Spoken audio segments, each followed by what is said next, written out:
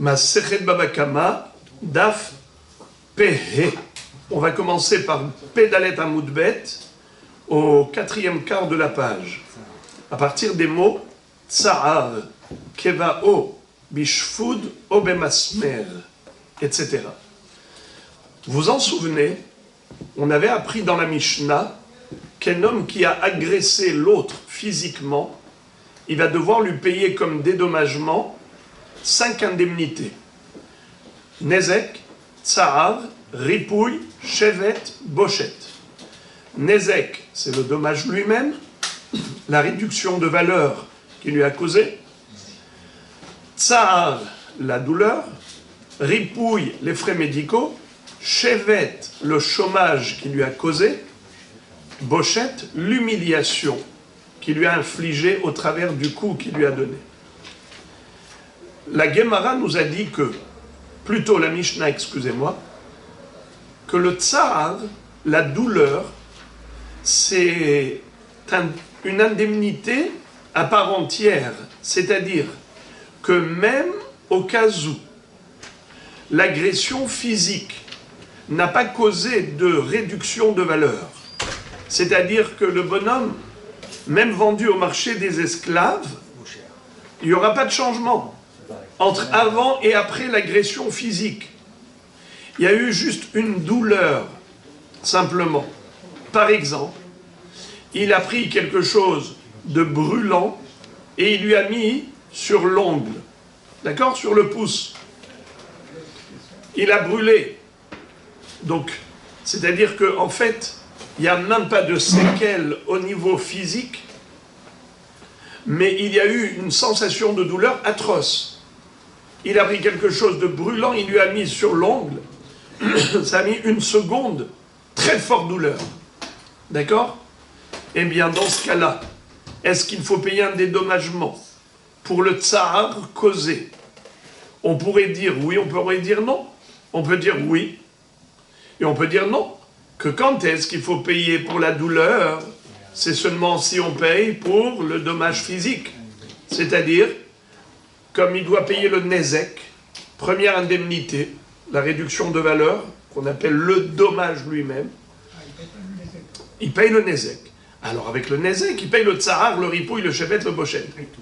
Mais, lorsqu'il n'y a pas eu de réduction de valeur, l'homme au marché des esclaves, il coûte autant avant et après la douleur. Il lui a mis quelque chose de brûlant sur l'ongle. Donc, ok, il a eu mal, il a eu une douleur, mais est-ce que ça va changer quelque chose au niveau de sa valeur, du prix du marché? Non. Il n'y a eu que du tsar. Est-ce que dans ce cas-là, la Torah condamne l'agresseur à payer un dédommagement pour la douleur? Ou bien non? Il n'y a pas d'indemnité à payer pour la douleur lorsqu'elle est sans le nezek, lorsqu'elle est déconnectée du nezek. C'est la question. La Mishnah nous a dit clairement que même s'il lui a mis sur l'ongle, et le kevao altsi porno bishfud, il a pris une broche du four brûlante, il lui a mis sur l'ongle, et l'autre il a sauté de douleur, la Mishnah a dit il doit lui payer une indemnité. C'est comme ça que la Mishnah a décrit l'indemnité qui s'appelle tsa'ar, douleur. Ça veut dire que, en effet, c'est déconnecté du nezek, complètement. On n'a pas besoin d'être hayab de payer pour le nezek pour devoir payer pour le tsa'ar. Ça peut se faire même indépendamment du nezek. Même s'il n'y a pas eu de nezek du tout, il n'y a que du tsa'ar. C'est suffisant pour le condamner. Maintenant, la Gemara cherche à savoir qui est l'auteur de la Mishnah. Est-ce que c'est Rabbi ou Ben Azaï? Car il y a un débat à ce propos entre Rabbeinu Akadosh et Ben Azaï, à savoir, est-ce qu'on est hayav de payer pour le tsar tout seul? Et la Gemara veut dire que c'est Ben Azaï qui pense que le tsar est indépendant du nezek. Et donc c'est lui l'auteur de la Mishnah. Car ça ne peut pas être Rabbi. Car selon Rabbi, le tsar n'est pas déconnecté du nezek. Il est intimement lié. S'il y a nezek, tu payes pour le nezek, tu payes pour le tsar. Si tu ne payes pas pour le nezek, eh bien tu ne payeras pas pour le tsar. Donc qui est l'auteur de la Mishnah qui a dit qu'on paye pour le tsar, même sans devoir payer pour le nezek, comme une brûlure sur l'ongle, c'est forcément Ben Azaï. Maintenant, la Gemara, quand elle va nous citer ce débat entre Rabbi et Ben Azaï, ça ne va pas être des paroles très claires, comme je viens de vous le dire. Tsar indépendant du nezek. Ça va être une mahloket par rapport à la compréhension d'un pasouk. Dans la Torah, il est écrit Kevia tahat kevia, Petza tahat patza, Habura tahat habura. Si je traduis selon Rashi dans le Chumash, quelle est la traduction du mot kevia? Brûlure. Petza, blessure. Donc une blessure ouverte. Habura, c'est une blessure qui n'est pas ouverte, c'est-à-dire un coup avec hématome. On voit le sang concentré sous la peau, mais la plaie n'est pas ouverte. Alors je répète, dans la Torah, le Seder, c'est Kevia, Petza, Habura. Maintenant, le débat que nous allons voir dans la Braïta, c'est de savoir, de manière générale, une Kevia, une brûlure, est-ce qu'elle est forcément accompagnée de Habura ou pas? Quand on parle de Kevia dans la Torah qui a employé le terme Kevia pour indiquer la brûlure, est-ce qu'elle fait allusion à brûlure avec hématome ou brûlure sans hématome? Qu'est-ce que ça change? Ce qui change, c'est le traitement médical, le ripouille. On a dit que l'une des 5 indemnités, c'est ripouille, frais médicaux, soins médicaux. Étant donné que la kevia, si elle était accompagnée d'une habura, requiert un traitement médical, c'est pas juste une sensation de douleur, comme quelqu'un à qui on a brûlé sur l'ongle. Je t'ai mis une broche brûlante du four, je l'ai mis sur l'ongle, tu as sursauté de douleur. D'accord. Mais ça ne requiert pas un traitement médical. Alors que si il a brûlé sur la chair et que maintenant il est brûlé au 3e degré et qu'il y a maintenant une habura, il faut tout de suite aller aux urgences à l'hôpital, il faut un traitement médical. Ça s'appelle kevia sheyesh ba habura. Une kevia, une brûlure qui est accompagnée de blessures qui nécessitent soins médicaux. C'est-à-dire qu'il y a un traumatisme physique, ou pas. Il n'est pas écrit dans la Gemara 1er degré ou 2e degré ou 3e degré, mais c'est juste pour dire habura, qu'on a besoin d'un traitement médical, si on dit kvia chez Jba habura.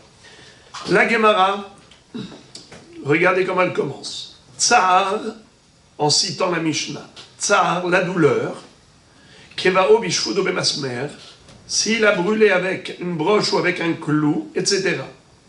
La Gemara dit, Tsar, shelo bemakom nezek mishtalem.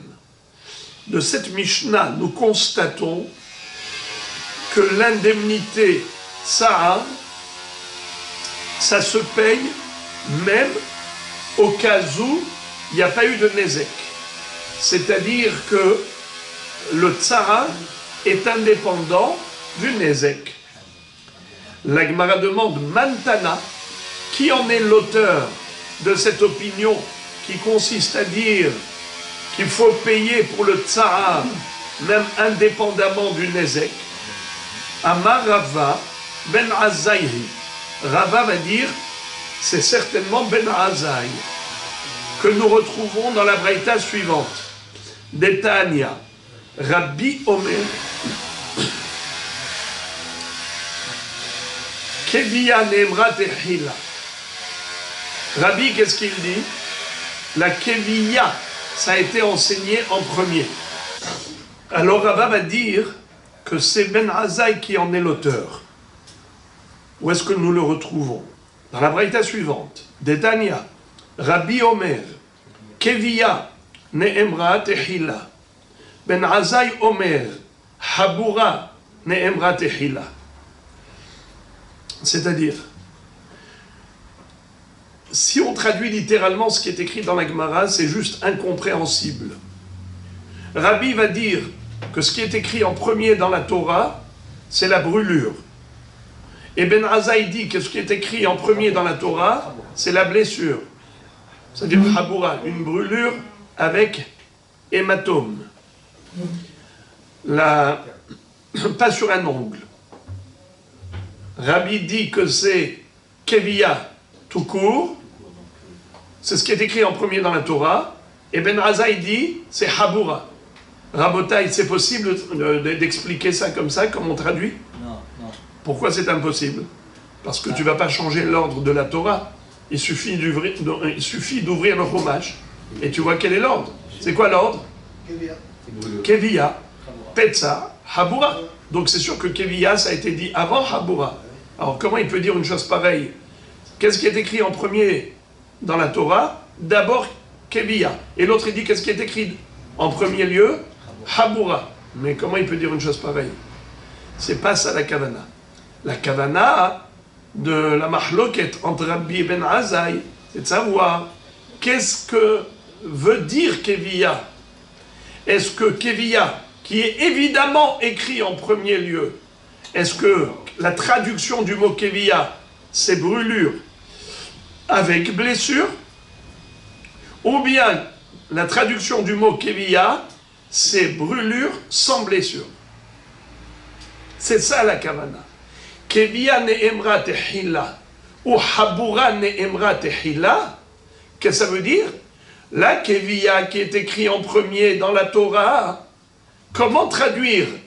Est-ce que c'est une Keviya qui veut dire sans blessure, ou bien Keviya, quand c'est écrit Keviya, ça veut dire avec blessure? Comment traduire? Le mot Keviya, ce qui est sûr, c'est que c'est écrit en premier lieu dans la Torah. Il n'y a pas d'équivoque là-dessus. Il n'y a pas de blessure automatiquement. Mais la question est de savoir quelle est la traduction. Est-ce que Keviya, c'est obligatoirement avec blessure, ou bien au contraire, Keviya, c'est obligatoirement sans blessure? Que veut dire le mot Keviya? C'est ça le débat.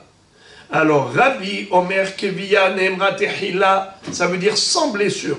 Pardon. Keviya. Keviya, oui, Keviya sans blessure, excusez-moi. Keviya sans blessure. Et Ben Azaï, qu'est-ce qu'il dit? Habura Ne'emra Tehila. La traduction du mot Keviya, Habura, bravo, avec hématome, avec blessure. Bemaïka Mefalge.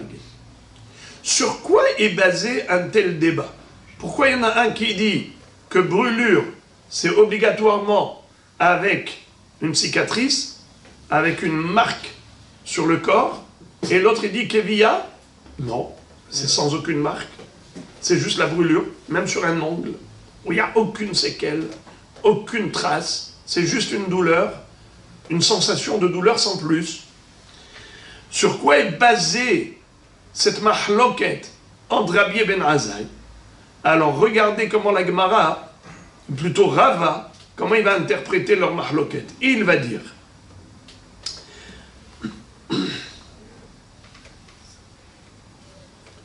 Rabbi Savar Keviya delidba Habura mashma Katav Rahamana Habura le galouye ala dikviya deidba Habura in ilolo. Qu'est-ce que ça veut dire? Selon Rabbi, la traduction du mot Keviya, qui veut dire brûlure, c'est obligatoirement sans blessure. On parle de brûlure, on ne parle pas de blessure. Mais ensuite, la Torah, qu'est-ce qu'elle écrit à la fin de ce pasouk? Elle écrit Habura. Je répète le pasouk. Keviya, tahat Keviya. Petza, tahat Petza. Habura, tahat Habura. Du fait que la Torah ait écrit Habura à la fin, c'est pour nous dévoiler la traduction de Kevia.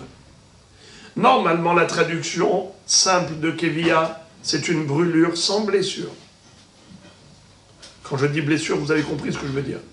Sans trace physique. Brûlure sans aucune trace.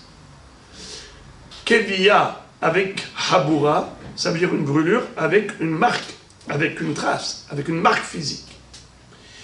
Du fait que la Torah est écrite, après avoir écrit Kevia, elle a écrit Haboura, c'est pour nous dire que la Kevia dont elle parle en l'occurrence, cette fois-ci, c'est une Kevia avec Haboura. Une brûlure avec blessure. Car si elle voulait condamner l'homme qui a brûlé son prochain sur l'ongle, où il n'a laissé aucune trace, aucune marque, juste une douleur, si elle voulait le condamner à payer une indemnité, ne serait-ce que pour cette douleur, eh bien la Torah aurait écrit juste Kevia. Elle n'a pas besoin d'écrire Haboura, car si déjà pour une douleur tout court, juste Kevia, tu payes, à plus forte raison quand il y a une Haboura. Alors pourquoi tu as écrit Kevia et Haboura? C'est pour te dire que dans quel Kevia je considère comme étant un chef d'accusation pour condamner cet homme à payer pour la brûlure, un dédommagement pour la brûlure, que si cette brûlure a laissé une marque, une trace sur le corps, c'est-à-dire une blessure. Hein? C'est une très bonne question. Alors dans ce cas-là, Haboura suffirait. Pourquoi Kevia? C'est une bonne question. C'est vrai. Pourquoi dans ce cas-là on a besoin des deux? On aurait pu écrire exactement, juste Haboura sans Kevia, Nachon. C'est une question qui est débattue par les Mefarshim. C'est une très bonne question. Mais en tout cas, ce qui est... On en reparlera, mais déjà, c'est comme ça que Rabbi raisonne, selon Rabbin. Il a écrit Kevia. Kevia, c'est une brûlure. C'est ça ce que ça veut dire, même sur un ongle. C'est brûlure, Kevia? Kevia, c'est une brûlure. Alors, même sur un ongle, il n'y a pas de trace. Pourquoi tu écris Haboura? Pour te dire que non. Quel Kevia entraîne une condamnation à payer, une indemnité, c'est uniquement Kevia avec Haboura. Mais Haboura, ça peut être autre qu'une brûlure, ça oui, fait un coup. Oui, mais si la Torah voulait condamner pour Kevia une brûlure sans trace, alors elle n'a pas besoin d'écrire Haboura. Mais personnellement... Mais écoutez ça. Si la Torah veut condamner pour une brûlure tout court, elle n'a pas besoin d'écrire Haboura, parce que c'est Kalba Homer. Si déjà une douleur sans aucune trace, ça entraîne une indemnité, à plus forte raison quand il y a une trace. Donc pourquoi il a écrit Kevia Haboura? C'est pour dire que quel Kevia est concerné par l'indemnité est condamnable, c'est uniquement Kevia où il y a une Haboura. Ça c'est Rabbi. Je répète, c'est grâce au contraste. C'est parce que Kevia veut dire brûlure sans aucune trace, sans aucune marque. C'est ça qui fait que maintenant qu'il y a écrit Haboura avec Kevia, pour dire quand est-ce que la Kevia est condamnable au Beddin, que si elle était associée à une Haboura. Donc ici, spécialement, Kevia, c'est avec Haboura. Ben Azaï pense juste le contraire. Ou Ben Azaï savar, Kevia deitba Haboura mashma. Pour Ben Azaï, la traduction du mot Kevia en hébreu, pas dans le Passouk, en hébreu, Kevia, c'est forcément avec blessure, forcément avec une trace, avec une marque. On voit que le corps a été brûlé. Il y a une marque de la brûlure. Ce qui requiert un soin médical. Il faut mettre de la biafine, il faut mettre toutes sortes de pansements, et ainsi de suite. Ça nécessite un traitement médical. Ça, c'est la traduction du mot Kevia. Kevia d'Ilba Haboura Mashma. Katab Rahamana Haboura. Alors pourquoi la Torah a eu besoin d'écrire le mot Haboura? Les galouye Allah d'Ikhviya Delit Bahabura. Alors c'est le monde à l'envers. Il a renversé la vapeur. Maintenant Ben Azaï nous dit, pourquoi la Torah rajoute Habura? C'est pour dire que on est Hayav pour Kevia, même s'il n'y a pas eu de trace. Car elle nous dit qu'on est Hayav pour un hématome, un coup où il y a une Habura, où il y a une trace physique. On voit l'hématome, on voit le sang concentré sous la peau, là où il y a eu le coup, le choc physique. Et elle écrit aussi Kevia. Si Kevia, c'était avec Habura, elle n'a pas besoin d'écrire Kevia. Si elle a écrit Kevia et Habura, c'est pour justement nous dire que pour la Kevia, on est Hayav, même sans Habura. Car si elle voulait parler de Kevia avec Habura, alors c'est pas la peine d'écrire Habura. Kevia, ça veut dire Kevia avec Habura. Alors pourquoi elle écrit Habura? Et là, pour te dire que ici, je veux une Kevia, je veux condamner pour une Kevia, même sans Habura. Car si Kevia ici, c'est comme dans la traduction générale, Kevia avec Habura, elle n'avait pas besoin d'écrire Habura séparément. Car de toutes les façons, toute Kevia, elle est associée à une Habura. Alors pourquoi elle a écrit Habura séparément? C'est pour te dire que cette fois-ci, la traduction de Kevia, ce sera sans Habura. Donc, chacun a inversé la traduction à cause du mot Habura. Pour Rabbi, le mot Kevia en général, c'est sans Habura. Pourquoi la Torah a écrit Habura? Pour dire que cette fois-ci, elle veut condamner la Kevia que si elle est avec Habura. Ben Azaï, c'est le contraire. Toute Kevia, traduction de toute Kevia, c'est avec Habura, en général. Pourquoi la Torah ici, elle a écrit donc Habura séparément? C'est pour dire que cette fois-ci, Kevia, c'est sans Habura. Ok. Maintenant qu'on a compris le contraste, regardez maintenant qu'on a compris ce contraste, quel est le résultat des courses? Maintenant, si je vous pose la question naïvement et je vous dis, qui est donc l'auteur de la Mishnah qui a dit qu'on est hayab de payer pour une douleur de brûlure, même sur l'ongle, même sans aucune trace physique? Le deuxième. Rabbi Azaï. Le deuxième qui a dit le deuxième. Comment il s'appelle? Rabbi Azaï? Non, c'est pas Rabbi Azaï, Celui qui a d'abord dit. C'est Ben Azaï. c'est Ben Azaï. Donc l'auteur de la Mishnah, c'est Ben Azaï. Maintenant, ça ne plaît pas beaucoup à Rav Papa, qui est l'élève de Rava. Et il va dire à son maître, Rabbeinu, vous êtes en train de dire que l'auteur de la Mishnah, c'est qui? C'est Ben Azaï, qui est en mahloket avec Rabbeinu HaKadosh. Mais qui est le rédacteur des Mishnayot? C'est Rabbeinu HaKadosh. Donc je préfère dire que la Mishnah, elle va selon Rabbi, plutôt que de dire qu'elle va selon Ben Azaï. Alors maintenant, regardez comment Rav Papa va renverser la vapeur. Donc maintenant, on renverse la vapeur deux fois. Matkif là, Rav Papa.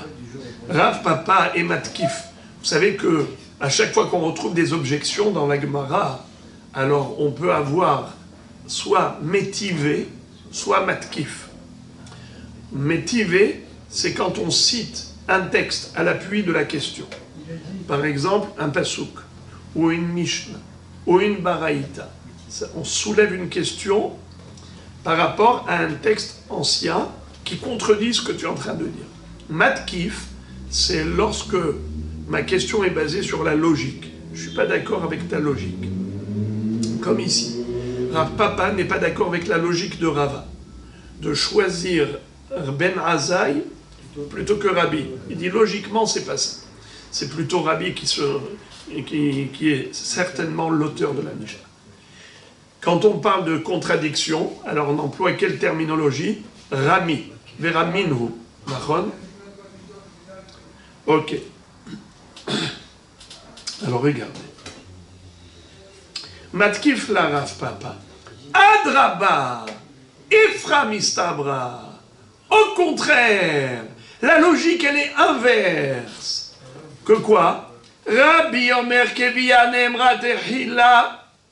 Rabbi qui a dit Kevia Nemra Tehila, voilà comment je l'explique. Savar Kevia Did Bahabura Mashma. Lui, justement, Rabbi pense que, en général, la traduction du mot Kevia, c'est une brûlure avec blessure. Selon Rav Papa, c'est le contraire. Rabbi Omer Kevia Nemra Tehila. Savar Kevia Did Bahabura Mashma. Katabrahamana Habura. Les galouye ala Dirbia Delid Bahabura. C'est-à-dire, selon Rabbi, la traduction du mot Kevia, c'est justement avec blessure. C'est pour ça que la Torah elle écrit Habura, les galouye ala Dirbia Delid Bahabura. La Torah, pour nous montrer qu'ici, Kevia, c'est le contraire, c'est sans aucune blessure. C'est pour ça qu'elle a écrit Habura séparément, pour dire qu'il y a deux choses. Il y a le cas de la blessure, et il y a le cas de la brûlure. Donc la brûlure n'est pas associée à la blessure, car si elle voulait que la brûlure ici veuille indiquer avec blessure, elle n'avait pas besoin d'écrire Habura, car automatiquement, la traduction de Kevia, c'est avec blessure. Pourquoi donc elle a écrit blessure séparément? C'est pour nous indiquer que cette fois-ci, de manière exceptionnelle, Kevia, c'est sans blessure.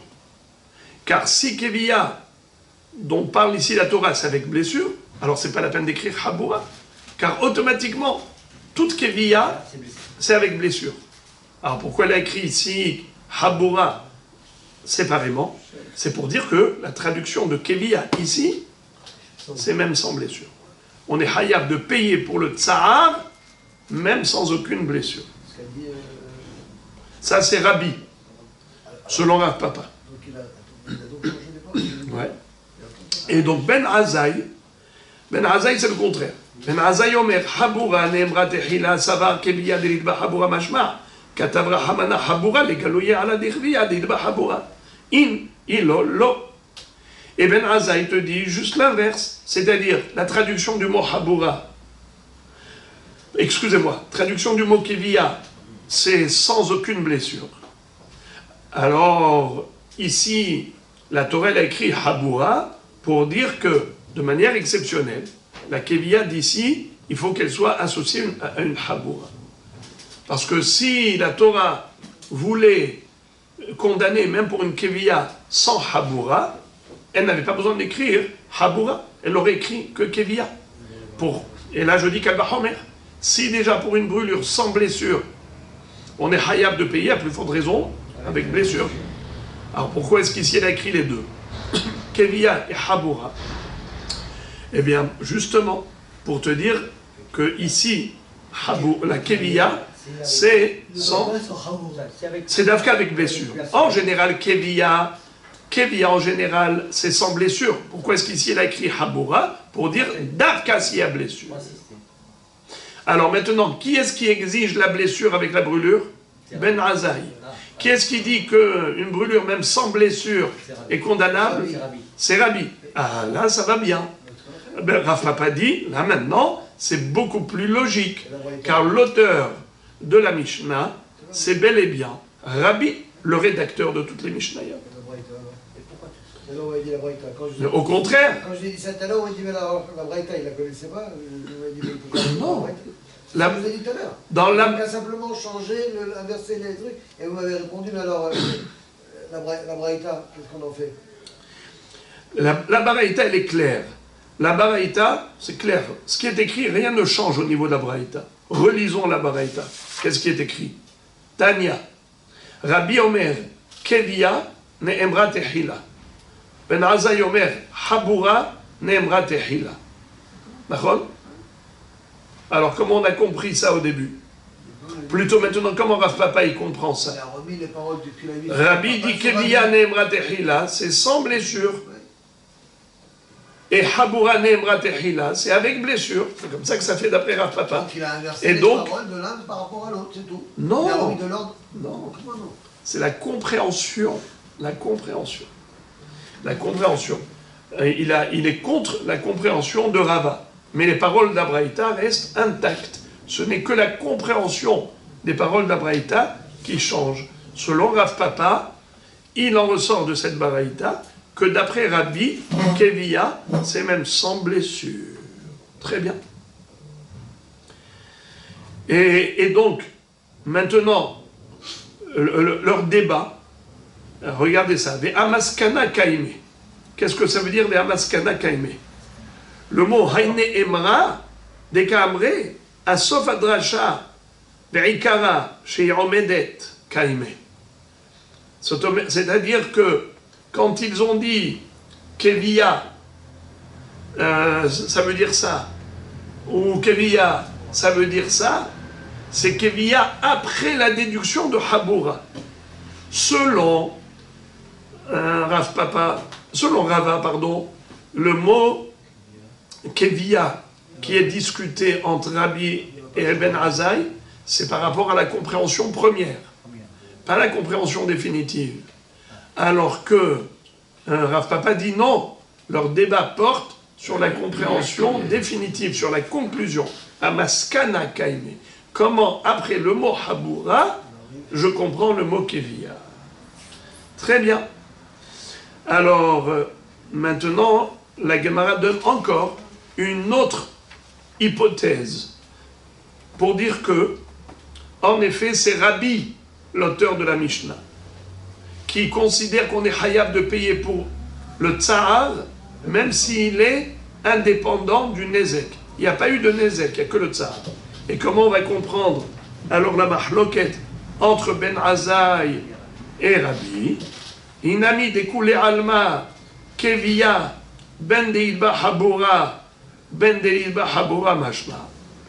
On peut aussi dire que d'après tout le monde, aussi bien Rabbi comme Ben Azaï, la traduction générale de keviya, c'est indifférent, sans aucune différence. Qu'il y ait blessure ou qu'il n'y ait pas blessure, la brûlure s'appelle keviya. Ça ne change absolument rien qu'il y ait blessure ou pas. C'est ça la traduction du mot keviya. Brûlure, avec ou sans marque physique. Ve'acha, mais là pourquoi ils sont en mahloket? Ils sont en mahloket par rapport à un autre sujet. Lequel? Biklal ou prat ameru hakim zemize kamefalge. Rabbi Savar en daninoto biklal ou prat. Ou Ben Azaï Savar daninoto biklal ou prat. Ça c'est toujours Rav Papa qui parle, hein, qui lui a attribué la Mishnah plutôt à Rabbi et pas à Ben Azaï. Regardez ce qu'il dit. Il dit la traduction du mot keviya d'après tout le monde elle est la même. Brûlure avec ou sans blessure, ça ne change rien. Ça s'appelle keviya. Alors pourquoi ici, par rapport au pasouk, il y a une mahloket? Ben Azaï dit Davka avec blessure, en hébreu, keviya im habura, et Rabbi dit keviya bli habura. Pourquoi il y a une mahloket? Il dit ici, leur débat est basé sur une notion qu'on appelle klal ou prat. Vous savez qu'est-ce que c'est que klal ou prat? Parmi les codes de la Torah, on a par exemple klal ou prat ou klal, yatadan et la ke'ena prat. Klal ou prat, en ba klal et la masheba prat. Quand la Torah d'abord emploie un terme général, ensuite un terme spécifique. Ça veut dire d'abord une généralité et ensuite un détail précis. Vous savez comment on comprend ce klal ou prat? Eh bien on dit comme ça. En baklal et la masheba prat. Il n'y a dans la généralité que ce qu'il y a dans la précision. Il n'y a pas plus d'éléments dans la généralité que dans la précision. Alors ici, quel rapport? Où vous voyez un klal et où vous voyez un prat. Alors, regardez comment c'est beau. On vient de dire maintenant que la traduction du mot keviya, hein, Rabbi Richard, quelle est la traduction du mot keviya? C'est les deux, indifférent, avec ou sans blessure. Ça, c'est la traduction du mot keviya. Maintenant, quand on nous dit habura, ça veut dire une brûlure d'avka avec blessure. Très bien. Alors, quand on dit keviya toutes sortes de Kevia avec ou sans blessure, ça s'appelle général. Quand on dit Haboura, ça veut dire Davka, une brûlure sélectionnée, laquelle avec blessure. Donc on a Klal ou Prat. Si on applique la règle, Klal ou Prat, En Baklal et la Macheba Prat. Il n'y a dans la généralité que ce qu'il y a dans la précision. Alors que veut dire le mot Kevia ici? Avec blessure. Uniquement avec blessure. Mais si on ne commente pas de cette manière, on ne va pas appliquer la règle En Baklal et la Macheba Prat, alors qu'est-ce qu'on aura? On aura une brûlure d'un côté et on aura une blessure de l'autre. La brûlure, c'est stam, sans aucune différence, avec ou sans blessure, toujours hayat. Et Haboura, ça parle d'une blessure qui n'a rien à voir avec ça. Alors regardez comment c'est beau, magnifique. Si vous regardez le pasouk, qu'est-ce que vous voyez? 3 phrases. Kevia tahat kevia, 1. 2. Petza tahat petza. 3. Haboura tahat haboura. Alors maintenant, qu'est-ce qui se passe? Tu as d'un côté le klal, c'est-à-dire Kevia, et tu as d'autre côté, à la fin du pasouk, le prat, le détail précis, Haboura. Mais entre les deux, il y a une intercalaire, c'est le petza. Alors maintenant, est-ce que tu peux te permettre de racoler les deux extrémités du pasouk, et de les commenter comme s'ils étaient proches l'un de l'autre? C'est ça la mahloket entre Ben Azaï et Rabbi. Rabbi va dire non. Pardon.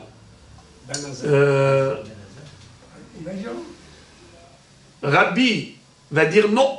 On ne peut pas commenter Klal ou Prat qui sont Mero Hakim Zemizé, qui sont loin l'un de l'autre. Ici, tu as d'un côté Kevia, de l'autre côté tu as Haboura, tu ne peux pas les lier, les relier, tu ne peux pas. Alors, quelle est la traduction du mot Kevia? Avec ou sans blessure, dans tous les cas de figure, tu dois payer le tsar. Mais Ben Azaï va dire non. Même si il y a Petza au milieu, ça ne me dérange pas. Ça ne me gêne pas. Je peux rapprocher Kevia de Haboura et je fais la dracha. Klal ou Prat. En Baklal et la Macheba Prat. Haboura, in, bli Haboura, lo. Tu as Haboura, ok. Tu as un hématome, tu as une marque physique de la brûlure, ok. Tu payes pour les frais médicaux et tu payeras pour la douleur. Mais si il n'y a pas de ripouille, il n'y a pas de frais médicaux, parce que juste il a brûlé sur l'ongle, il lui a mis une broche brûlante sur l'ongle, alors tu ne vas pas aller voir le médecin pour ça. D'accord, il a bondi de douleur, il a eu très mal, mais on ne va pas aller, le médecin il va te dire laisse pousser l'ongle.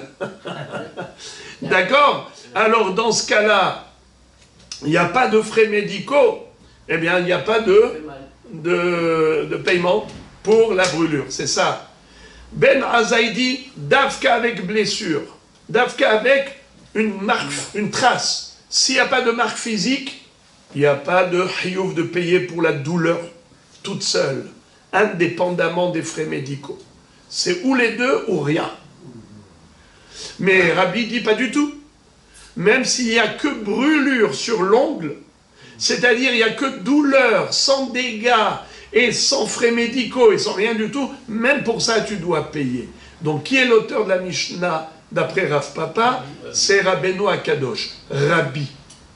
Et il a donné, Rav Papa, 2 hypothèses, 2 possibilités d'interpréter la mahloket entre Rabbi et Ben Azaï de manière très jolie, et on comprend la compréhension de chacun, et le résultat des courses, il est optimal. C'est quoi? C'est que tu attribues la Mishnah à Rabbeinu Akadosh, qui en est et le rédacteur et l'auteur. Enfin, la Gemara conclut le sujet en posant une question. Vechitema Haboura l'Erabi l'Amali. les damim yeterim. Alors, Rabbi Moshe, vous rappelez que vous aviez posé cette question et je vous ai dit qu'on allait y arriver. Alors, dans ce cas-là, si tu dis que Kevia, c'est même brûlure, sans hématome, sans blessure, sans rien, aucune trace, alors pourquoi la Torah elle a écrit Haboura, ça ne sert plus à rien? La réponse, les damim yeterim, c'est par rapport aux frais supplémentaires, c'est-à-dire par rapport au prix qui est plus cher. Alors, ça c'est très très dur à comprendre. Les mefarshim ont fait couler de l'encre pour comprendre ces paroles. Regardez, Rashi, comment il explique. Damim yeterim. Regardez ce que dit Rashi. De illoktiv. Et la kevia tahat kevia.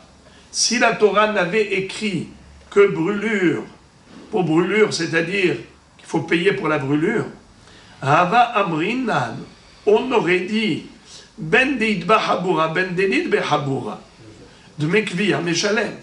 On aurait dit que dans tous les cas de figure, il faut qu'il paye, avec ou sans blessure, avec ou sans hématome. Nachon, aval tarte, lo meshalem, kamashmalan de meshalem tarvayu. Mais il ne payerait pas les deux.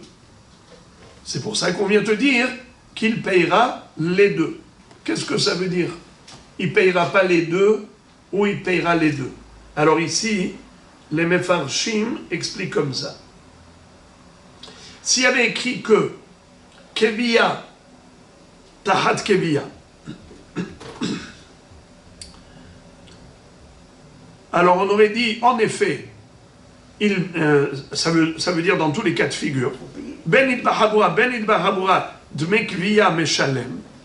Mais on aurait dit qu'il ne payerait pas, même pour les frais médicaux de la Haboura. Il ne payera que pour la douleur. Mais il ne payera pas le ripouille. Nahon? Pourquoi? Parce que il est écrit que Kevia. Alors Kevia, tu payes que pour la douleur. Mais quelle douleur? Une douleur tout court. Que ce soit avec des frais médicaux ou pas avec frais médicaux, il ne payera que pour la douleur. C'est ce qu'on aurait pu croire. C'est pour ça qu'on a écrit Kevia d'un côté et Haboura de l'autre, pour dire que il doit payer pour les frais médicaux quand il y a eu juste une Haboura, indépendamment de la brûlure. Ça n'a pas besoin de passer par la brûlure. Lui, il explique qu'est-ce que ça veut dire damim yeterim. Le Méromé Sadé, il dit que on aurait pu comprendre, c'est comme ça qu'il explique Rashi, parce que ce Rashi, il est quand même opaque. Alors il dit comme ça, Petza, Tahat Petza, ça vient nous enseigner que l'agresseur doit payer indépendamment pour le tsar, même lorsque il a causé un gros nézek, un gros dégât. Physiquement, il a causé un défaut, il a infligé un défaut, un préjudice terrible à l'agressé.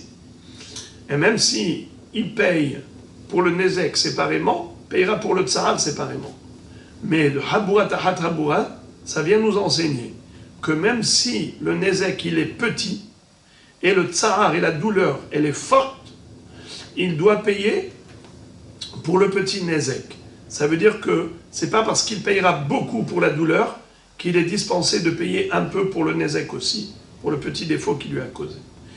Et Kevia Tahat Kevia, ça vient nous enseigner qu'il est chayav de payer pour la douleur, même s'il n'y a pas eu du tout de nézek. Comme on a dit dans la Mishnah, même s'il lui a mis la broche brûlante sur l'ongle, aussi, il sera chayav de payer. Donc, ça reste quand même un peu difficile à comprendre cette phrase, la dernière phrase de la Gemara, quand elle a dit à quoi cela sert d'écrire Haboura séparément. Alors elle a dit pour les damim yeterim, pour l'argent en plus, quand il y a beaucoup d'argent. De quoi elle parle? Alors je vous ai donné les deux compréhensions possibles de ce que veut dire Rashi. J'ai utilisé pour faciliter le terme blessure, c'était pour faciliter. Mais évidemment, vous l'avez compris, que quand on prend une broche brûlante ou de l'eau bouillante et qu'on met sur le corps, alors il n'y a jamais une plaie ouverte. C'est pour ça qu'on n'a jamais parlé de Petzar, qui veut dire une plaie ouverte. On a toujours parlé de Habura. Habura, c'est un hématome. C'est lorsqu'on donne un coup à quelqu'un et que le sang se concentre sous la peau. Ça s'appelle un hématome, parce que tous les petits vaisseaux ont été éclatés sous la peau. Eh bien, c'est ce qui se passe également lorsqu'il y a une brûlure. Il y a une rougeur au niveau... il y a une marque physique, mais il n'y a pas de blessure à plaie ouverte. Donc, c'est pour ça. Mais j'ai appelé blessure juste pour illustrer. Et maintenant, la Gemara va maintenant se focaliser sur le tsar. Comment fait-on pour payer le tsar? Comment on l'évalue? Tsar bemakom nezek echi shaiminan. Le bonhomme, il lui a coupé la main. Alors on a dit il faut lui payer 5 choses. Nezek, tsar, ripouille, chevet, bochet. Comment tu fais pour évaluer le tsar? Amar Avoua des Shmuel, le père de Shmuel a enseigné ainsi. Il a dit, voilà la manière comme on évalue. Omdim, on estime, les experts évaluent et estiment, Kama Adam Rotzelitol, Likto Alo Yado. Combien un homme accepterait de toucher comme argent pour qu'on lui coupe la main? Eh bien, ce prix-là, c'est le prix de la douleur qu'il est prêt à encaisser pour gagner de l'argent. La Gemara dit, Likto Alo Yado.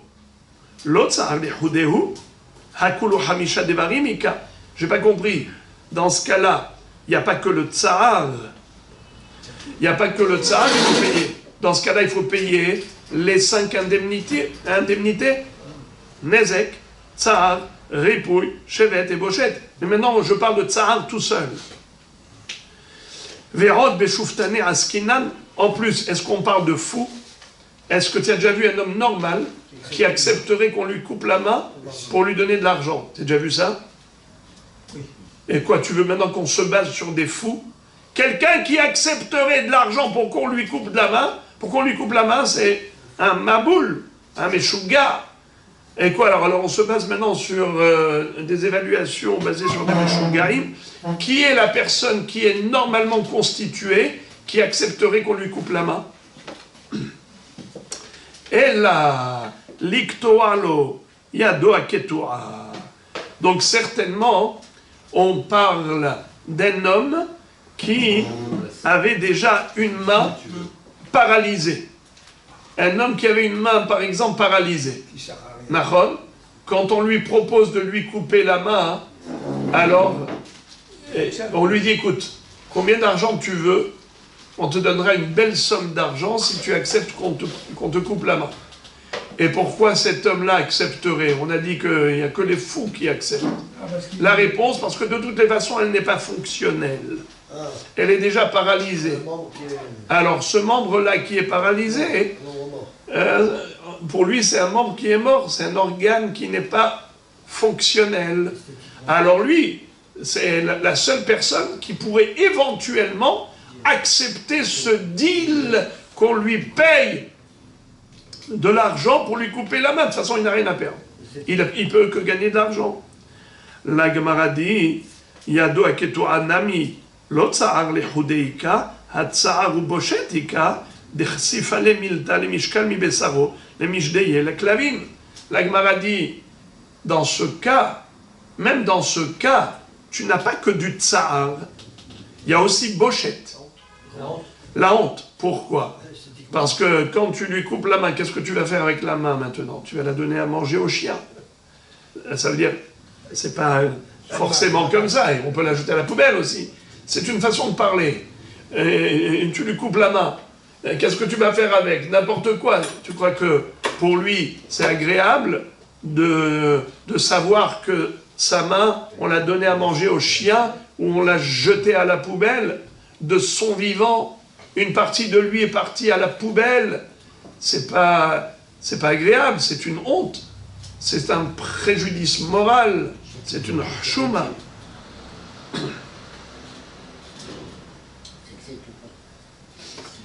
Et là, alors donc, ça fait que même cette éventualité, plutôt ce baromètre pour mesurer le tsahar, c'est pas que du tsahar tout seul. Alors la Mishnah dit que on mesure et on évalue le prix du tsahar, même indépendamment d'une nezek. Comme on avait dit, même une brûlure sur l'ongle, qui n'est pas associée à quoi que ce soit, ni à ripouille, ni à bochette, ni à nezek. Tsahar, tout court. Mais en l'occurrence, le cas que tu m'as proposé de couper la main d'un homme qui a la main paralysée, c'est pas du tsahar tout seul, c'est du tsahar associé aux bochettes, car il y a forcément aussi un préjudice moral avec la douleur. Et là, alors dans quel cas on peut trouver le tsahar tout seul et on peut l'évaluer? Et là, omdin kama adam rotzelitol liktoa lo yado amurtav la malchut ben sam le saïf. C'est-à-dire,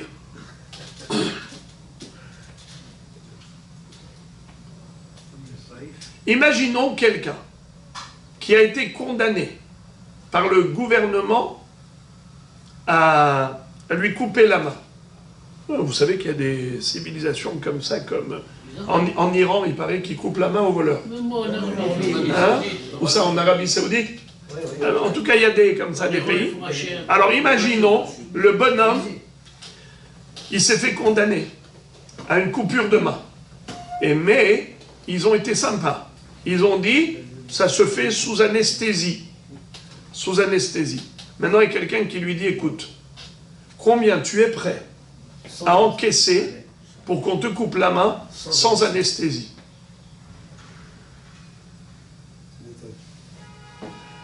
D'accord? Alors, voilà comment tu peux trouver tsahar tout seul. La Gemara dit non. Même ça, je ne connais pas une personne normale qui accepterait. S'il y en a un qui accepte de souffrir autant, c'est Ahmad. Alors, s'il est shouftani, comment on dit un fou en araméen? Shouftani. Si c'est un shouftani, tu ne vas pas maintenant te baser sur un shouftani pour définir et déterminer le prix du tsahar. Il faut prendre des gens normaux. Et là, omdim kama adam rotse liten, liktoa lo yado hamurtav la malchut, ben saïf le sam. La Gemara dit, c'est juste le contraire.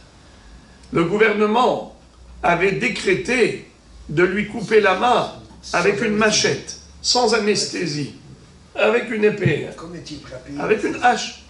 Et maintenant, on lui dit, tu sais, tu peux payer pour l'anesthésie.